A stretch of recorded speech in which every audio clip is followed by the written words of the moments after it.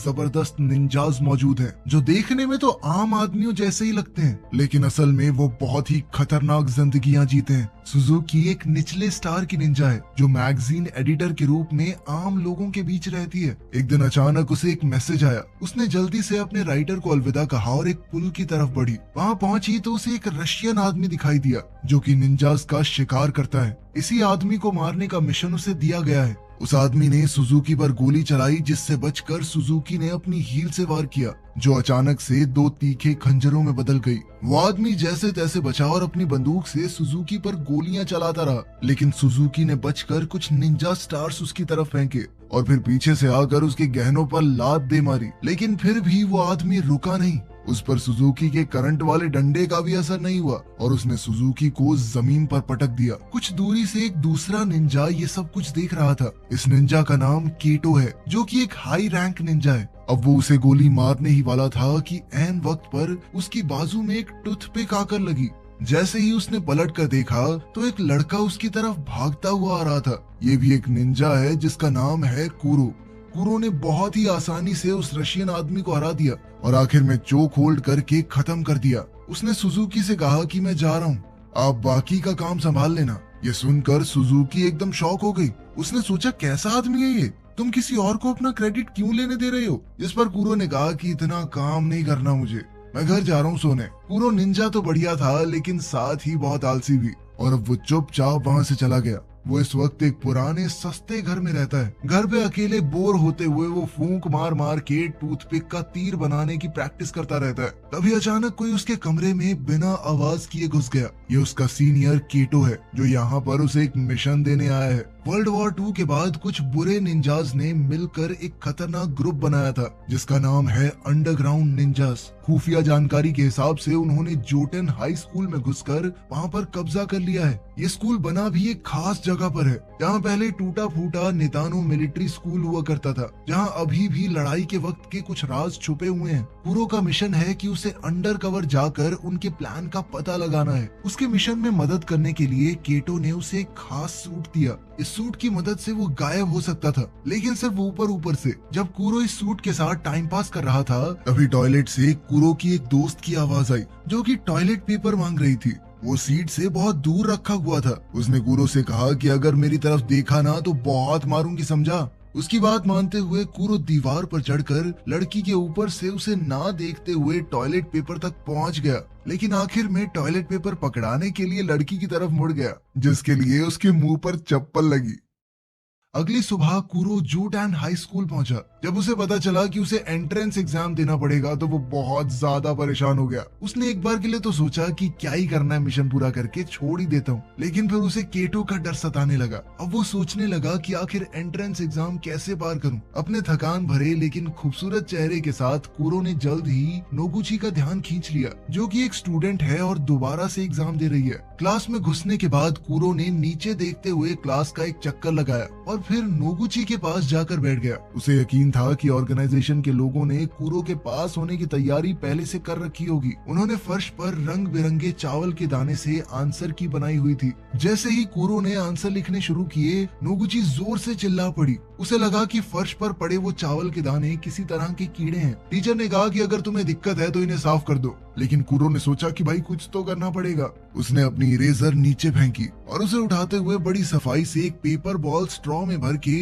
नोगुची को मारी, जिसके बाद वो चिल्लाने लगी कि अभी किसी ने मुझे छुआ। वो तो सर को ही ठरकी बुड्ढा कह के बुलाने लगी, लेकिन मास्टर जी ने कहा बेटा देख इतने लंबे हाथ तो नहीं है मेरे। उनकी बहस के बीच कुरो ने जल्दी से एक के बाद एक पेपर भरने शुरू कर दिए, लेकिन इससे पहले वो मैथ्स का पेपर कर पाता, वो टीचर नोगुची को संभालने के लिए उसकी तरफ बढ़ा और साथ ही पैर रख के वो चावल के दाने भी हिला दिए। अब कोई रास्ता था नहीं तो कुरो ने अपनी एक्टिंग की मदद ली और वहीं बैठे बैठे सुसु कर दिया। फिर उसने रोना शुरू कर दिया कि मैं तो एग्जाम के लिए इतना डर गया था कि मैंने गलती से बहुत सारा पानी पी लिया। जिसके बाद टीचर ने उसे चुप करवाया और कहा कि एग्जाम सिर्फ नाम के लिए है, अगर तुम खाली शीट भी छोड़ दोगे तब भी तुम्हें पास कर देंगे, ठीक है। कुरो स्कूल के बारे में जानकारी हासिल करना चाहता था तो वापस जाते हुए उसने नोगुची का इंतजार किया और दोनों साथ चलकर घर जाने लगे। कुरो का घर पहले आ गया तो उसने नोगुची से कहा कि आओ कभी हमारे गरीब खाने पे। नोगुची थोड़ा हिचकिचाते हुए मान गई और दोनों उसके घर की छत पर पहुंचे। उनकी बातचीत के दौरान नोगुची ने बताया कि क्लास में कुछ शरारती बच्चे हैं, वो हो सकता है तुम्हें परेशान करें। एडा नाम का मेरा एक दोस्त है, उसे उन्होंने इतना परेशान किया कि वो क्लास आना ही छोड़ गया। साथ ही उसने बताया कि हमारे स्कूल के नीचे काफी खुफिया टनल्स हैं जो वर्ल्ड वॉर 2 के समय के एक खास मिलिट्री बेस तक जाती हैं। कुरो समझ गया कि शायद अंडरग्राउंड निंजा ग्रुप इसी मिलिट्री बेस के पीछे है। जब सूरज डूबने लगा तो नागुची ने कहा कि मुझे अब घर जाना चाहिए, लेकिन अचानक ही वो छत से फिसल कर गिर गई और उसके नीचे गिरने से पहले ही कुरो ने छलांग लगाकर उसे पकड़ लिया और नीचे गिरकर कुरो के सूट का सेफ्टी फीचर ऑन हो गया जो कि एक कुशन में बदल गया। नोगुची चिल्लाते हुए खुले मुंह के साथ ही बेहोश हो गई, जिसके बाद कुरो उसे घर छोड़ आया।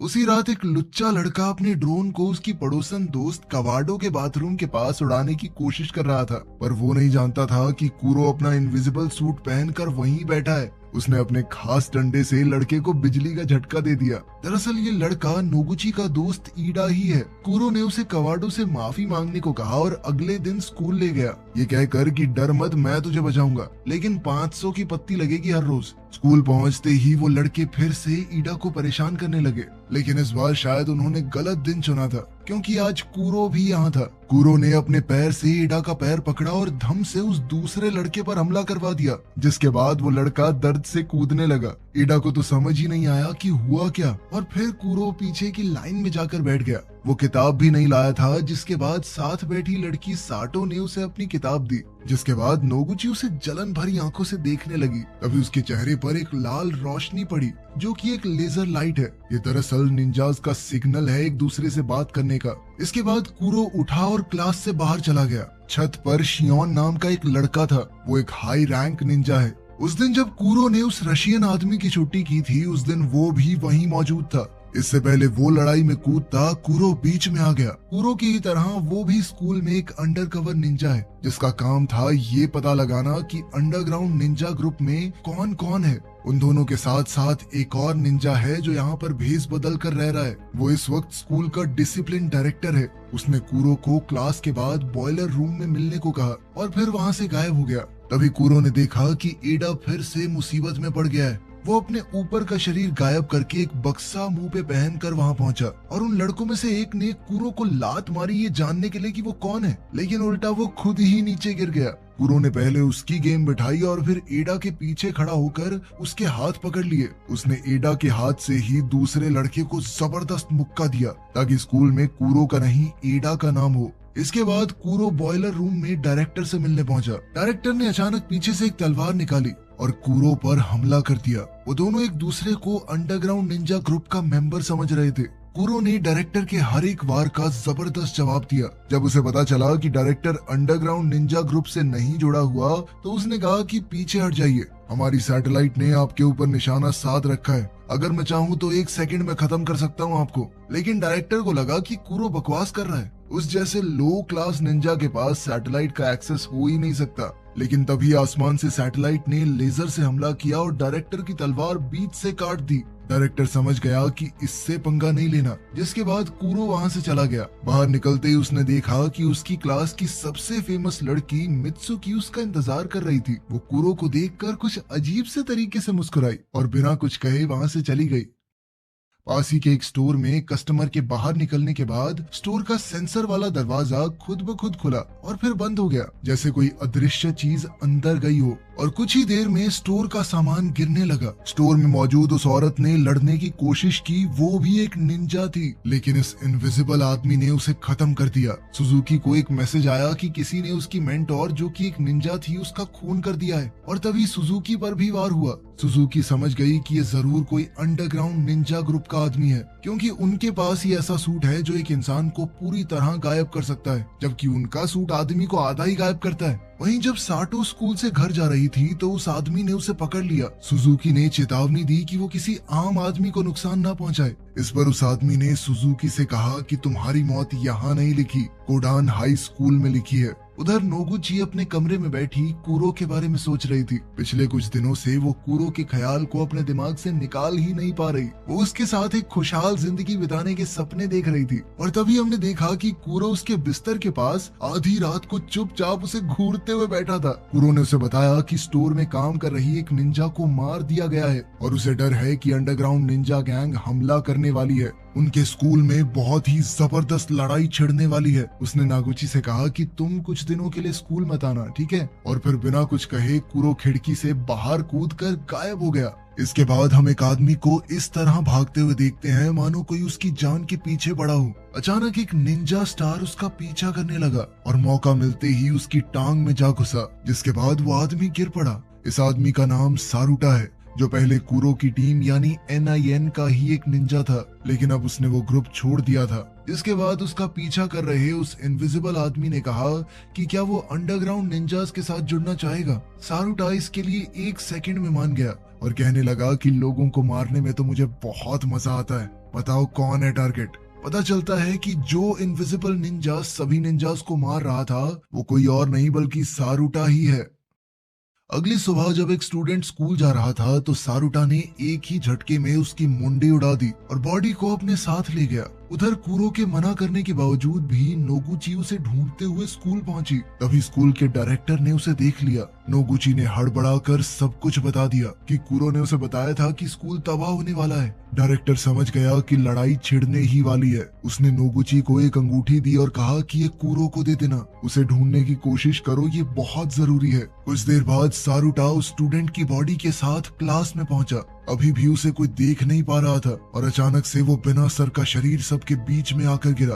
क्लास में हड़कंप मच गया और सारुटा एक के बाद एक स्टूडेंट्स को खत्म करने लगा। कुछ स्टूडेंट्स कमरे से निकलने में कामयाब हो गए, लेकिन सारुटा अब भी उनके पीछे था। जल्द ही सुजुकी और शियोन को खबर मिली कि अंडरग्राउंड निंजास का एक आदमी स्कूल में आतंक मचा रहा है। सुजुकी ने अपनी आंखों के सामने ये खून खराबा देखा। उसने अपनी छड़ी निकाली और हत्यारे ने अपना गायब होने वाला सूट उतारा और तो और मास्क भी हटा दिया। सारुटा ने कहा कि पहचाना मुझे? इस स्कूल में जब हम पढ़ते थे मैं बहुत ज्यादा चाहता था तुम्हें, लेकिन तुमने मेरे प्यार का मजाक बनाया और भाग गई। गुस्से और नफरत से भरे हुए सारुटा ने खुद को बिल्कुल नहीं रोका। वो दोनों खतरनाक तरीके से लड़े, एक से बढ़कर एक। सुजुकी बहुत तेज थी, इसीलिए वो जल्दी ही जीत के करीब आ गई, लेकिन उसने एक चीज पर ध्यान नहीं दिया कि सारुटा का सूट बिजली के वार को सोख सकता था। इसीलिए सुजुकी की उस छड़ी का कोई असर ही नहीं हुआ और अब जब सुजुकी हारने लगी तभी एक आदमी कांच से कूदकर अंदर आ गया। ये वही हाई रैंक निंजा केटो है।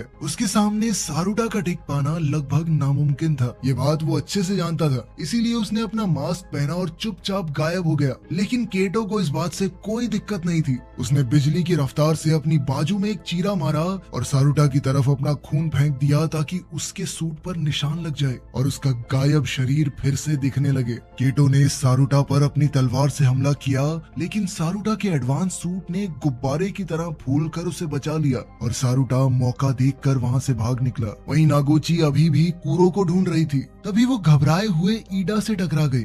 ईडा ने उसे बताया कि मैं, कूरो और एक तीसरा लड़का उन टनल्स वाले एरिया में गए थे। वहाँ पर अफवाह है कि एक रास्ता अंडरग्राउंड बंकर तक जाता है। मेरी और उस दूसरे लड़के की हिम्मत नहीं हुई अंदर जाने की, लेकिन अब मुझे कूरो के लिए डर लग रहा है। उधर कूरो को अंदर एक लड़की दिखाई दी। ये लड़की मित्सुकी है और वही है जिसने ये पूरा प्लान बनाया था। जितना कूरो ने सोचा था, मित्सुकी उससे बहुत ज्यादा ताकतवर थी। उसने मित्सुकी पर एक बम से हमला किया, लेकिन वो पल भर में उससे दूर एक दीवार पर एक उंगली से लटकी हुई थी। कूरो ने उस पर 2 हाई वोल्टेज केबल फेंकी, लेकिन उसने अपने नंगे हाथों से वो तारें पकड़ ली, मानो बिजली का उसके ऊपर कोई असर ही ना होता हो। वहीं सारुटो स्कूल में घूम रहा था। तभी उसके सामने शियोन आ खड़ा हुआ। उसने अपनी तलवार उठाई और बहुत ही ज्यादा फुर्ती के साथ सारुटा का मुकाबला करने लगा। शियोन ने बड़ी चालाकी से जमीन पर कांच बिखेर दिया, जिसके बाद उसे पता चल जा रहा था कि सारुटा है कहां पर। साथ ही उसका वो टेडी बियर भी सारुटा की लोकेशन को पिन पॉइंट करने में कामयाब हो गया। उसने सारुटा को एक दीवार से लगा दिया। अब कुछ ही पलों में सैटेलाइट के हमले से सारुटा मारा जाता, लेकिन ऐन मौके पर वो वहां से बच निकला। शियोन उसके पीछे भागा और उसने छत पर सारुटा को पकड़ लिया। शियोन ने अपनी तलवार के वार से सारुटा पर जबरदस्त हमला किया, लेकिन वहाँ सिर्फ सारुटा का वो सूट था और सारुटा ने पीछे से अचानक उस पर हमला बोल दिया। इस अचानक हुए हमले से शियोन ने बचने की कोशिश की, लेकिन उसकी तलवार 2 हिस्सों में टूट गई। शियोन एक बेहतर फाइटर जरूर था, लेकिन अंडरग्राउंड निंजास के हथियार ज्यादा ताकतवर थे और इस लड़ाई में उसके कंधे पर खतरनाक चोट लग गई। अब घायल और घबराए हुए शियोन के पास अपनी आधी तलवार से बचाव करने के अलावा कोई दूसरा चारा नहीं था। वो हारने ही वाला था, लेकिन तभी केटो ने वहां आकर बाजी पलट दी। उसने अपनी तलवार सारुटा के शरीर के पार करके उसका खेल खत्म कर दिया और आखिरकार शियोन की जान बच गई। वहां नीचे सुरंग में कूरो लड़ाई में हार रहा था। वो समझ गया था कि उसके लिए मित्सुकी को हराना लगभग नामुमकिन है, क्योंकि वो बहुत ज्यादा शक्तिशाली है उससे। लेकिन कूरो ये जानना चाहता था कि आखिर मित्सुकी चाहती क्या है, वो ये सब क्यों कर रही है। मित्सुकी ने आखिरकार सच बताया। उसने जानबूझकर झूठ बाहर फैलाया ताकि वो सभी निंजास को स्कूल तक ला सके, ताकि निंजास लेजर सैटेलाइट को एक्टिवेट कर दें और वो सैटेलाइट की लोकेशन का पता लगा सके। हैक किए हुए डेटा का इस्तेमाल करके इन्होंने सैटेलाइट का पता लगा भी लिया और अब उनका एक आदमी उस सैटेलाइट के पास पहुंच चुका है। उनके एक खास सूट स्पेस में भी काम करते हैं। उधर मित्सुकी ने कूरो पर एक खतरनाक हमला किया। मित्सुकी की जबरदस्त ताकत से कूरो लगातार अपना बचाव कर रहा था, लेकिन असल में वो सिर्फ वक्त काट रहा था कि कहीं से उसके दोस्त आ जाएं और उसे बचा लें। तभी वहाँ नागोची ईडा के साथ आई। नागोची ने कूरो को वो अंगूठी दी जो डिसिप्लिन डायरेक्टर ने उसे कूरो को देने के लिए कहा था। उसने वो अंगूठी पहनी और उसका एंटीना ऑन किया। तभी एक ड्रोन तलवार लेकर वहां आ गया। उसने वो तलवार उठाई और पैर से मित्सुकी की तरफ धूल उड़ाई और फिर मौका देखकर वार किया। दोबारा से दोनों ने डट कर एक दूसरे का सामना किया, लेकिन कूरो समझ गया कि मित्सुकी के ऊपर सीधा वार करना बेवकूफी है। उसे चकमा देकर अचानक हमला करना होगा। उसका गायब कर देने वाला सूट भी किसी काम का नहीं था, क्योंकि वो सिर्फ उसके ऊपर के शरीर को गायब करता था। सूट एक्टिवेट करने के बावजूद भी मित्सुकी उसे देख तो सकती थी। कूरो ने अपने दिमाग में कई बार सोचा कि अगर मैं ऐसे लड़ूं तो क्या होगा, लेकिन हर बार वो मारा जाता। आखिरकार उसे समझ आ गया कि वो इस तरह तो नहीं जीत पाएगा। उसके पास एक ही तरीका था मित्सुकी को हराने का। उसने जबरदस्त टेक्निक से सीधा हमला शुरू किया और वो अपनी जान की परवाह ना करते हुए आगे बढ़ गया, जिसके बाद उसकी तलवार मित्सुकी के आर पार हो गई और मित्सुकी की तलवार कूरो के। उसने मित्सुकी को धक्का देकर तलवार खींच ली। मित्सुकी वहीं ढेर हो गई। कूरो पहले ही अपनी पूरी हद तक पहुंच चुका था। वो लड़खड़ाता हुआ घायल होकर नीचे गिर पड़ा। नागोची ने जल्दी ही उसे उठाया और दोनों वहां से निकल गए। अंडरग्राउंड निंजा ग्रुप का एक आदमी सैटेलाइट के अंदर पहुंच गया था और उसने सिस्टम में वायरस अपलोड कर दिया, जिसके बाद पूरा लेजर सिस्टम उनके कंट्रोल में आ गया और जैसे ही उसने डायल घुमाया पावर लेवल मैक्सिमम हो गया। उस लेजर का टारगेट स्कूल में था, इसीलिए अब तो साइज बड़ा करने के बाद पूरा स्कूल लेजर से उड़ गया। धमाके के इस झटके से अंडरग्राउंड बंकर में कंपन हुई। बंकर टूटने लग गया और एग्जिट भी बहुत दूर है। नागोची और कूरो बाहर निकलने की कोशिश कर रहे थे, लेकिन कूरो बुरी तरह से घायल था। कूरो को लगा कि वो जिंदा तो नहीं बच पाएंगे, इसीलिए उसने अपना गायब होने वाला सूट उतारा और नागोची पर ढक दिया। अब सारा मलबा टूटकर इन दोनों के ऊपर ही गिर रहा था। कुछ देर बाद नागोची वहां से बाहर निकली, क्योंकि उस खास सूट ने उसकी जान बचा ली थी और कूरो ने दुनिया को बचाने के लिए अपनी जान का बलिदान दे दिया। लेकिन फिल्म के आखिर में हम कूरो के जुड़वा भाई जूरो को देखते हैं, जो न जाने क्यों नोगुची से